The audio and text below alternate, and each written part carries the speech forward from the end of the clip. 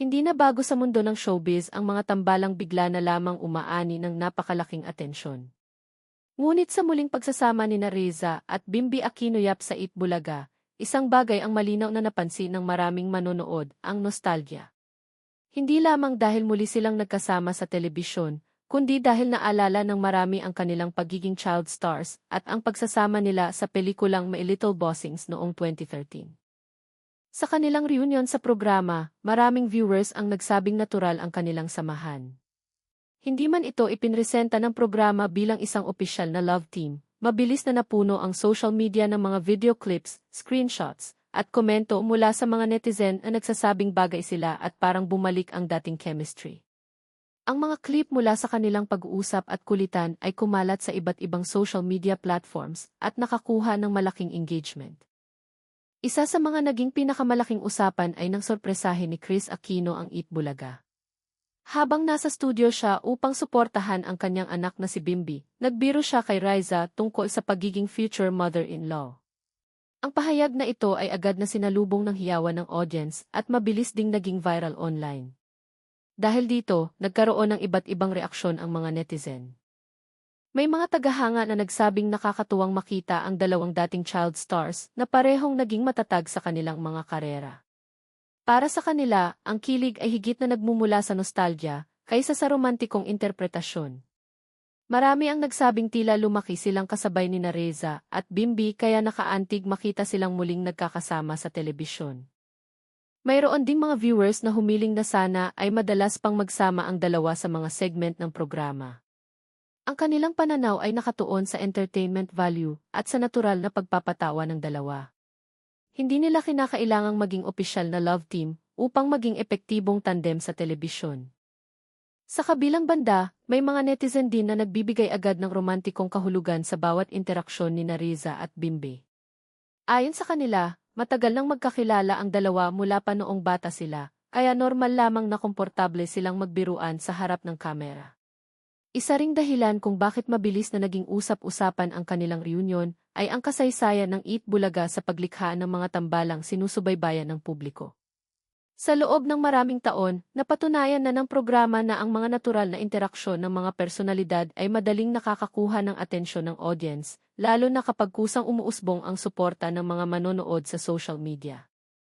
Mapapansin ding naging malaking bahagi ng diskusyon ang nostalgia marketing. Ang mga taong sumubaybay kina Reza at Bimbi bilang mga bata ay ngayon ay nasa ibang yugto na rin ng kanilang buhay. Dahil dito, ang simpleng reunion ay nagiging emosyonal na karanasan para sa maraming viewers. Hindi lamang sila nanonood ng dalawang artista, para sa iba, para silang muling bumabalik sa panahong pinapanood nila ang dalawang batang artista na parehong nagbibigay ng saya sa telebisyon. Nagkaroon din ng maraming edits, fan-made videos, at compilation clips na lalong nagpalawak ng usapan online. Habang dumarami ang mga nagbabahagi ng kanilang mga paboritong eksena, mas lalo ring lumawak ang abot ng kanilang reunion. Ito ang isa sa mga halimbawa kung paano pinapalakas ng social media ang isang simpleng television moment hanggang maging viral topic. Hanggang sa mga naiulat na impormasyon, ang mga usapin tungkol sa tambalan ay pangunahing nagmumula sa interpretasyon ng mga fans at sa masayang pagbibiro sa programa, kabilang ang biro ni Kris Aquino. Sa pananaw ng maraming entertainment observers, ang naging tagumpay ng kanilang reunion ay hindi nakasalalay sa romance kundi sa authenticity. Kapag nakikita ng audience na natural ang pakikitungo ng dalawang personalidad sa isa't isa, mas madali silang suportahan. Ito rin ang dahilan kung bakit maraming comments ang nagsasabing hindi kailangang pilitin ang isang love team, sapat na ang pagiging totoo at komportable nila sa harap ng kamera. May ilan ding nagsasabing ang kasikatan ng kanilang tambalan ay nagpapakita kung gaano kalaki ang impluwensya ng nostalgia sa modernong social media. Sa panahon ngayon, sapat na ang ilang minutong video clip upang muling mabuhay ang interes ng publiko sa dalawang personalidad na matagal nang magkakilala. Sa kabuuan, ang pinakamalaking kwento ay hindi kung may namamagitan ba kina Reza at Bimbi Aquino Yap. Ang tunay na kwento ay kung paano naging positibong usapan ang kanilang reunion, kung paano ito nagbigay ng saya sa maraming manonood, at kung paano muling ipinakita ng social media ang kakayahan nitong gawing viral ang isang magaan at natural na sandali sa telebisyon. Batay sa mga naiulat, ang kilig ay pangunahing nagmula sa masayang interaksyon, nostalgia, at pagbibiro ng mga tao na malapit sa kanila. Isa sa mga madalas na nababasa sa comment sections ay ang paghanga ng mga netizen sa naging paglaki ng dalawa. Marami ang nagsabing tila ang bilis ng panahon dahil ang mga batang dating napapanood sa telebisyon ay ngayon ay mga young adults na. Ang ganitong uri ng komento ay nagpapakita na ang emosyon ng audience ay hindi lamang nakatuon sa kanilang kasalukuyang interaksyon, kundi maging sa mga alaalang nabuo habang pinapanood sila noong mga bata pa.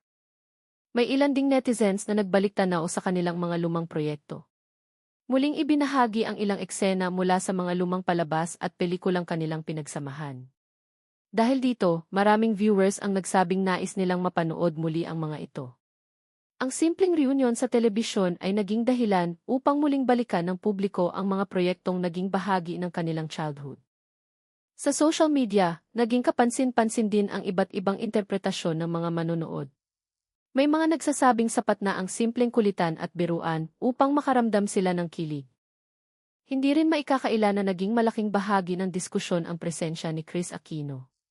Kilala ang dating television host sa kanyang pagiging prangka at palabiro, kaya nang magbiro siya tungkol kay Riza, agad itong naging laman ng iba't ibang entertainment group. Gayunpaman, maraming observers ang nagpapaalala na ang naturang pahayag ay nasa konteksto ng isang masayang usapan sa studio. May mga entertainment commentators ding nagsabing ang tagumpay ng naturang reunion ay isang magandang halimbawa kung paano nagbabago ang konsepto ng celebrity pairing sa kasalukuyang panahon. Kung noon ay malalaking television networks ang pangunahing nagdidikta kung sino ang magiging sikat na love team, ngayon ay mas malaki na ang impluwensya ng social media. Ang audience mismo ang nagbibigay ng direksyon sa usapan.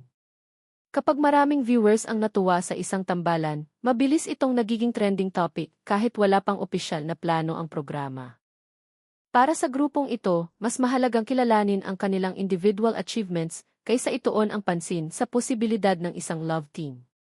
Lumitaw din ang mga opinyon mula sa ilang showbiz writers na nagsasabing ang tunay na lakas ng tambalan ni Riza at Bimbi ay ang pagiging spontaneous. Walang script na nagsasabing kailangan silang magpakilig. Ang lahat ng reaksyon ay kusang nanggaling sa audience, at ito ang dahilan kung bakit naging natural ang pagtanggap ng publiko sa kanilang mga eksena. Isa pang napansin ng mga taga-subaybay ay ang pagiging magalang ng karamihan sa mga komento. Bagamat may mga biro na tumutukoy sa posibilidad ng love team, marami rin ang nagsasabing mas gusto nilang hayaan ang dalawa na magpatuloy sa kanilang sariling mga karera nang walang pressure mula sa publiko. Ang ganitong pananaw ay nagpapakita ng mas responsable at mas maingat na pagtingin ng ilang fans sa mga personalidad na kanilang sinusubaybayan. Ipinakita ng mga naging reaksyon online na hindi kailangang magkaroon ng malaking kontrobersya upang maging usap-usapan ang isang segment sa telebisyon.